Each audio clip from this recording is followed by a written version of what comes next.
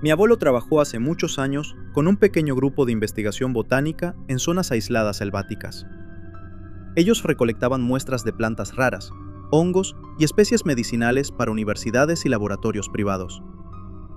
Aquella ocasión los habían mandado a la selva amazónica. Él siempre me platicaba que había zonas donde incluso los guías locales no querían entrar.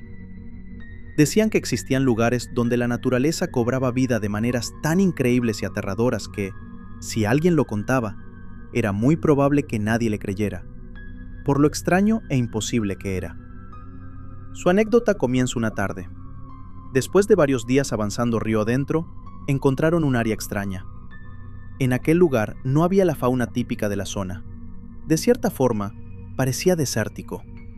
Lo único que podían percibir era abundante vegetación y un olor dulce que impregnaba toda el área.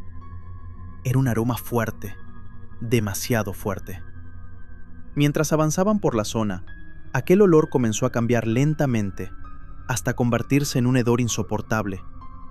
Mi abuelo decía que el olor era tan intenso que uno de los hombres se sintió mal apenas se acercaron. Pensaron que quizá había algún animal ya sin vida cerca del lugar, pero después de buscar durante varios minutos, no encontraron absolutamente nada.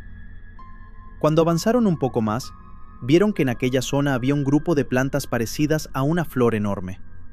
Eran como rosas amarillas marchitas, pero demasiado grandes. Estaban dispersas por toda la zona. Sus pétalos tenían manchas oscuras. En el centro tenían una abertura carnosa que se movía lentamente. De ahí venía la variedad de olores. Algunas olían a dulce y otras a carne en descomposición. Lo extraño para mi abuelo fue que las plantas parecían orientarse hacia el movimiento. Uno de los investigadores quiso acercarse para tomar una muestra, pero, en ese momento, escucharon un ruido entre los árboles. Un venado salió corriendo directamente hacia la zona de la planta. Mi abuelo juraba que la flor comenzó a moverse, lo suficiente para que todos lo vieran claramente. Los tallos gruesos que estaban bajo el suelo salieron de golpe y se enrollaron alrededor del venado.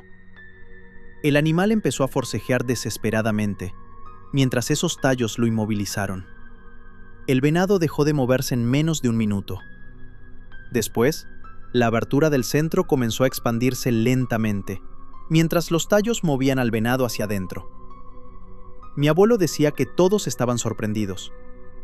Él comentaba que nadie te prepara para ver ese tipo de cosas. Tomaron la decisión de retirarse de ahí, tal y como entraron, lentamente, sin correr.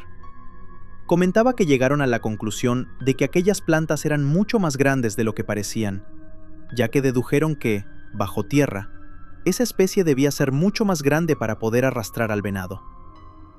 Dieron el informe de lo sucedido en la selva y, para su mala fortuna, nadie les creyó, al punto de pensar que todo era algún tipo de complot para dejar de realizar investigaciones en lugares tan retirados. Y así fue como, poco a poco, empezaron a dejar de requerir los servicios de mi abuelo y de su equipo. Decía que hay partes de la selva amazónica que el ser humano todavía no está listo para conocer. En Relatos de Terror MX, sabemos que tienes una historia que contar. Escríbenos y nosotros la contamos por ti. Puede que tu historia impacte más de lo que imaginas.